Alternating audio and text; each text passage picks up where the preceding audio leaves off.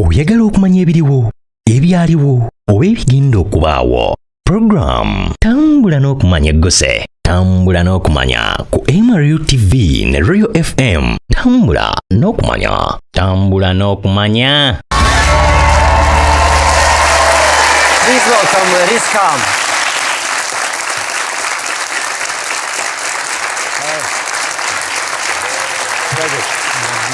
Kom.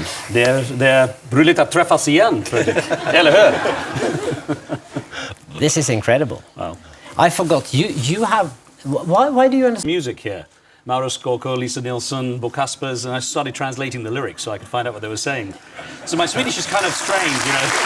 Rizwan Ahmed Khan was born in April 1st, 1962. Known professionally as Rizh Khan, he is a pioneering British Asian international journalist, broadcaster, and a author, during which he became the first mainstream Asian newsreader for the BBC's international network and a foundation anchor for CNN International and Al Jazeera English.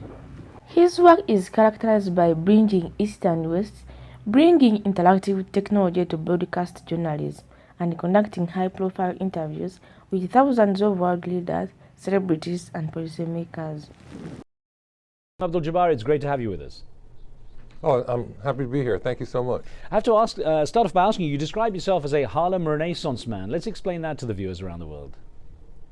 Well, the Harlem Renaissance had to do with a movement that started when Black Americans started to congregate in the northern cities of America. They had to... Rizh Khan was born in Aden, Yemen, to a Punjabi father and Galanti mother.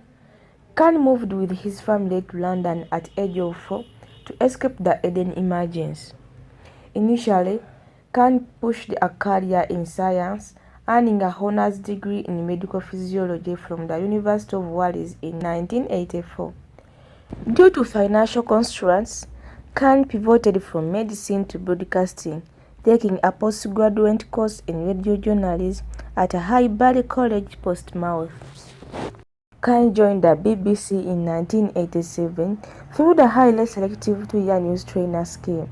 In November 1991, Khan made history by co-anchoring the first ever news bulletin for BBC World Service Television News. As the first South Asian mainstream presenter on the BBC's international network, Khan represented a significant shift in British broadcasting diversity during the late 1980s and early 1990s. He was poached by CNN in 1993. Khan became a senior anchor for CNN International. In 1996, he launched a groundbreaking interactive interview show that pioneered the use of audience interaction via phone, email, and fax in global news coverage. Over his career, he interviewed iconic figures including Nelson Mandela, Jimmy Carter, Bill Clinton, the Dalai Lama, and Kofi Annan. He was instrumental in CNN's international reach, notably providing the first live coverage of the Hajj pilgrim for the network. In 2005, Khan moved to Qatar to help the launch Al Jazeera English, servicing as a founding host. We were talking about the terrible in Utøya, the 22nd of July. And this was, of course, world news in any newsroom. And please give us your perspective from Al Jazeera, a different channel than the channels we're used to hear. Well, you know, it's interesting. First thing I did, by the way, was call my friends in Norway and just make sure everyone was okay there. But the thing is that you have to remember that Al Jazeera English is pretty much a channel like CNN International and BBC World. It's mostly made up of international journalists, Al Jazeera, BBC, and CNN. And our coverage was pretty much the way you'd see in any international channel. So it's not a different perspective in that respect. The difference is perhaps that we tend to be more cautious when anything happens, not to immediately jump onto the idea that it's Muslim terrorists, you know, which tend... From 2006 to 2011, he hosted his Empenomia's daily live interactive talk show, focusing on in-depth policy and world events. He also hosted one-on-one with Rizh Khan, featuring deep dive conversation with international celebrities and leaders, including Richard Branson and Kareem Abdul-Jabbar. Work for you? Well, it's with my charitable foundation hat on that I've got involved. I was a Abdul Jabbar, it's great to have you with us. Oh, I'm happy to be here. Thank you so much.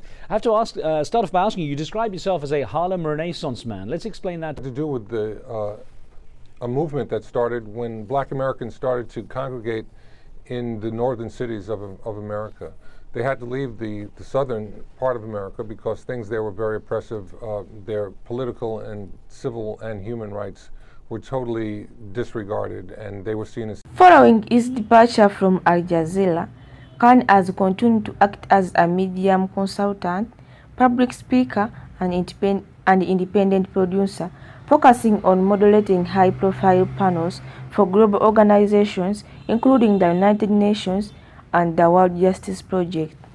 He authored Al-Walid Businessman Billionaire Prince in 2005, a biograph of Saud Prince, leveraging his extensive experience in both Western and Middle Eastern media to provide analysis on international reporting and cross-cultural communication. Rizh Khan, in his journalism, he acted as a pioneer in live interactive television, ensuring viewers could directly question newsmakers for the audience interaction. He utilized his background to bridge perspectives between Western and Eastern narratives, particularly challenging the sanitizing of conflicts in mainstream Western media. He maintained a focus on issues often overlooked by major news outlets. And he says it's been 40 years since the 1968 Olympics and Tommy Smith and John Carlos's black glove-fisted salute, and you stayed home for those games in solidarity with the Olympic Project for Human Rights. What are your memories of those days, and have you wondered what would have happened if you had played at those Olympics and done something similar? Well, I'm sure it would have been controversial. Just me not participating was controversial. But I felt that a statement should be made because people were trying to say that the Olympics weren't political, and they were used for political propaganda by all sides. The Eastern Bloc used the success of their athletes to say that this communist socialist system really produced positive results.